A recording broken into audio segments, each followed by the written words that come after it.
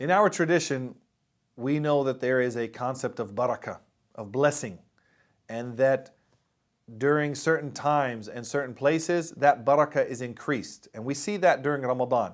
We see that barakah descends, and a lot of things that otherwise don't happen will happen during Ramadan. One example that we all see and that we experience ourselves is that during the month of Ramadan, the masjids, the masajid, the houses of Allah come to life.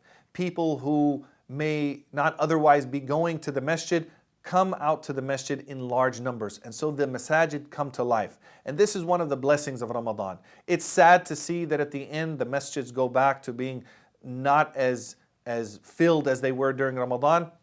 But that's part of the blessing of Ramadan, that it's being facilitated through the barakah of Ramadan. And once Ramadan leaves, that barakah leaves as well.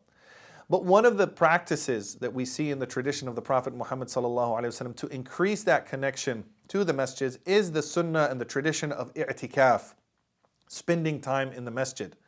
Now, one of the things that has happened in our modern age is that people have regulated Itikaaf to only being during the month of Ramadan, and it's actually a practice that could be done outside of the month of Ramadan. So we should actually, to have a healthy community and healthy masajid, start seeing Itikaaf happen outside of the month of Ramadan. But it's especially important to be happening during the month of Ramadan, and it can be any day during the month, but many people focus on the last 10 days because this is the time where there's even more barakah, there's more reward, there's more blessings in all of those actions, and they like to spend that in the masjid. I know people who actually will use their vacation time to spend the last 10 days in the masjid doing i'tikaf.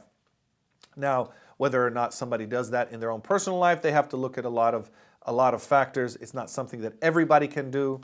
If you have a family and you're trying to balance, in an earlier video we talked about that in terms of balancing with your worship and your spouse's worship. So you might not be able to spend the entire time. But if you're able to sacrifice some time and spend some time in the masjid for i'tikaf, then try it. If only for a day, it would be a great experience if you have never done it yourself.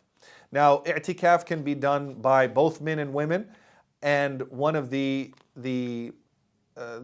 things that has been mentioned to give ease to women is that i'tikaf for women, according to some scholars, can also be done in the home. So she can set aside an area of the home and do her i'tikaf in the home. She can also do it in the masjid, but for men, they have to go to the mosque, to the masjid to do the i'tikaf.